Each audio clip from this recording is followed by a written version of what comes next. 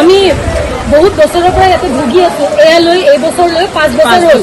5 বছৰ হ'ল এই ঘৰ আগতে ডুবি আছিলে, কাৰো একো নাই।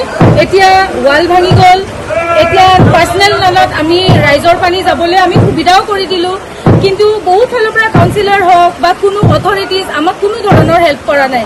গতিকে এই বছৰলৈ 5 বছৰ হৈছে আৰু এনেকে কিমান বছৰ ইয়াতে আমি থাকিব লাগিব? এনেকে ডুবি এই ঘৰত একো কৰিব পৰা নাই, একো ৰান্ধিব পৰা নাই, পানী খাবলৈ নাই, এতিয়া একোৱেই নাই। গতিকে চাউল দালি চব ডুবি গৈছে। এতিয়া ফ্ৰিজ পৰি আছে। ঘৰটো দেখাব পাৰো, দেখাই দিয়ে যদি দেখাব পাৰো। ভিতৰত পুৰা ফ্ৰিজ পৰি আছে, চাউল দালি পানী উঠি গ'ল, একো কৰিব পৰা নাই আৰু আমি এতিয়া। গতিকে ইয়াৰ আমাক সমাধান লাগে। অথৰিটিজে যদি এইখিনি চাই আছে, কাইণ্ডলি আমাক একদম জল্দিকে আমাক কিবা এটা সলিউশ্যন ওলাই দিয়ক, কাৰণ এনেকে ডুবি থাকিব নোৱাৰো। আমাৰ ঘৰত সৰু বাচ্চা আছে। গতিকে কাইণ্ডলি এইটো কামটো প্লিজ লৈ লওক হাতত।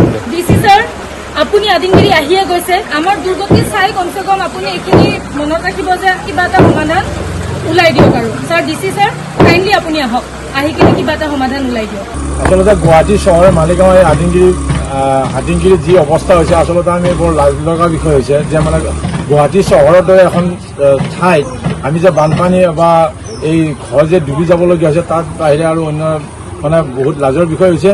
এতিয়া বিভাগীয়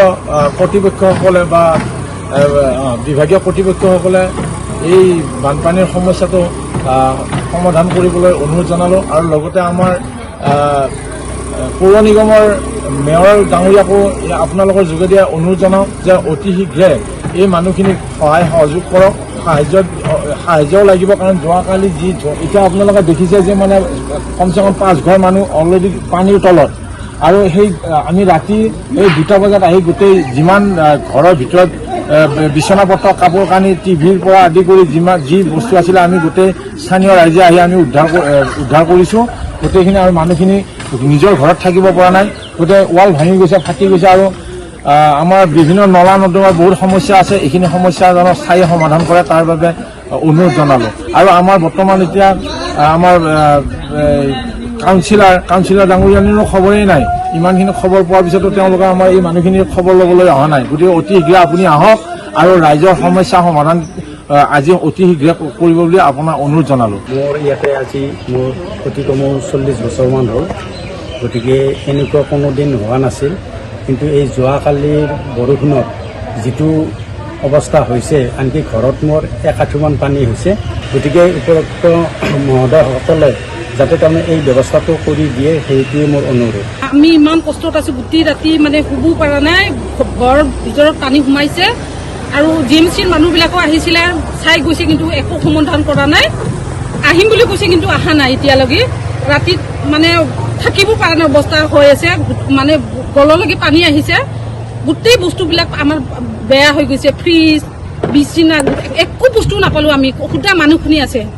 আপুনি তো দেখা পাইছে আমাৰ সিচুৱেশ্যন কি হৈ আছে এতিয়া। জাষ্ট ৰিচেণ্টলি আমাৰ ভোটছ গৈছে, তেতিয়াতো মিনিষ্টাৰবোৰে আহি মানে যোনবোৰ কণ্টেষ্ট কৰিছে তাহাঁতে আহিছে,